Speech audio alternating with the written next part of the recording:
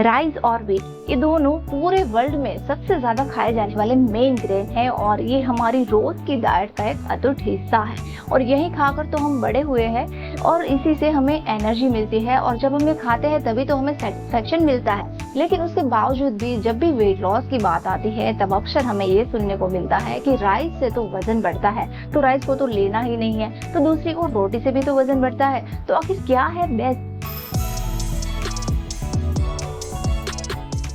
Hello friends, मैं हूं अल्पना तुम और आज के इस वीडियो में रोटी और राइस को लेकर आपके जितने भी क्वेश्चन है उस सबको हम क्लियर कर देंगे कि रोटी और राइस में से क्या बेटर है और कब खाना चाहिए, लंच में या डिनर में कौन सी रोटी लेनी चाहिए, कौन से राइस लेने चाहिए, कितना खाना चाहिए और क्या रोटी और राइस को आप साथ में खा सकते हैं या फिर डायबिटीज के पेशेंट के लिए रोटी और राइस में से क्या बेटर है। और लास्ट में मैं आपको बताऊंगी मेरा पर्सनल ओपिनियन कि मैं क्या लेती हूँ। तो वीडियो में अंत तक बने रहना और चैनल पर नए हैं तो जल्दी से चैनल को सब्सक्राइब करके बेल आइकन को प्रेस कर लीजिए। बढ़ते हैं वीडियो में आगे।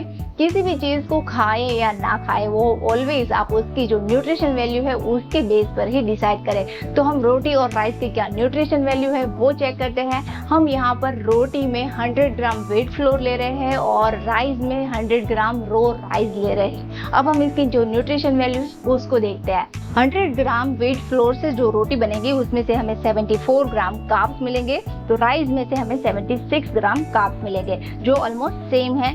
बात करते हैं प्रोटीन की, तो रोटी में से 10 ग्राम मिलेगा जो राइस में से 9.5 ग्राम मिलेगा, वो भी ऑलमोस्ट सेम है। अब फैट की बात करें तो रोटी में से हमें 1 ग्राम फैट मिलेगा, तो राइस में से हमें 0.5 ग्राम फैट मिलेगा।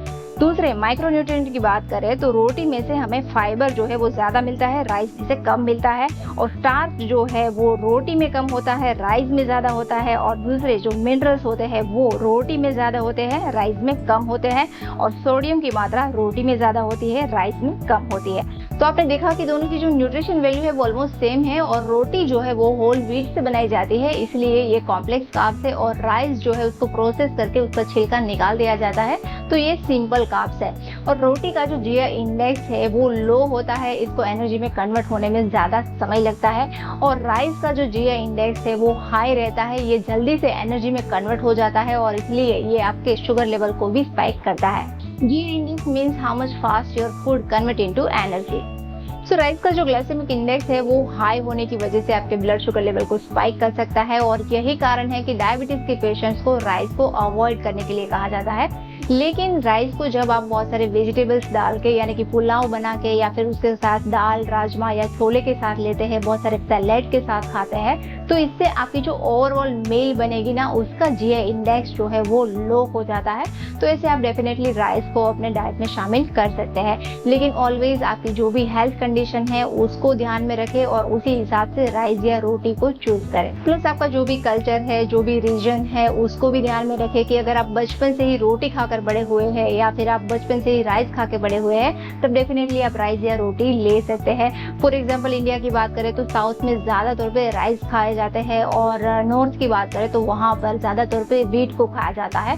तो आपको अपने आप को कुछ भी खाने के लिए फोर्स नहीं करना है। Always listen to your body. आपकी बॉडी की क्या जरूरत है वो आपसे ज्यादा कोई नहीं जानता है, तो आपको अपनी बॉडी को सुनना है और आपकी जो भी हेल्थ कंडीशन है उसको ध्यान में रखते हुए रोटी या राइस आप चूज कर सकते हैं। जरूरी ये नहीं है कि आप रोटी खाएं या राइस खाएं, जरूरी ये है कि आप कितना खाते हैं। After all quantity is matter lot. तो आपको कितना खाना है कि जितनी आपकी टोटल डेली कैलोरी की रिक्वायरमेंट है उसमें भी आपके कार्ब्स की जो रिक्वायरमेंट है उसको कंप्लीट करने के लिए आपको राइस या तो रोटी को लेना है। हम जनरली करते क्या है कि रोटी को तो काउंट करके खाते हैं, लेकिन राइस में ऐसा नहीं करते। राइस में थोड़ा थोड़ा करके हम थोड़ा और ही ज्यादा खा लेते हैं, ओवर ईटिंग कर लेते हैं। तो ये चीज नहीं होनी चाहिए। आपको हमेशा पोर्शन कंट्रोल के साथ खाना है, बॉडी की जो भी रिक्वायरमेंट है उसको ध्यान में रखते हुए खाना है। और आपकी बॉडी की क्या रिक्वायरमेंट है, पोर्शन कंट्रोल कैसे किया जाता है, इन सभी बातों के ऊपर मेरे एक अलग से वीडियो है जिसकी लिंक मैं आपको डिस्क्रिप्शन में दे दूंगी, तो उससे आप चेक करके ये सारी चीजें सीख सकते हैं। और बहुत सारे लोगों का ये क्वेश्चन होता है कि हम रोटी या राइस को लंच में ले सकते हैं या डिनर में ले सकते हैं। तब आप रोटी या तो राइस कभी भी ले सकते हैं, लंच में भी ले सकते हैं, डिनर में भी ले सकते हैं। अगेंस्ट वही आपको ध्यान में रखना है कि आपका पोर्शन कंट्रोल और आपका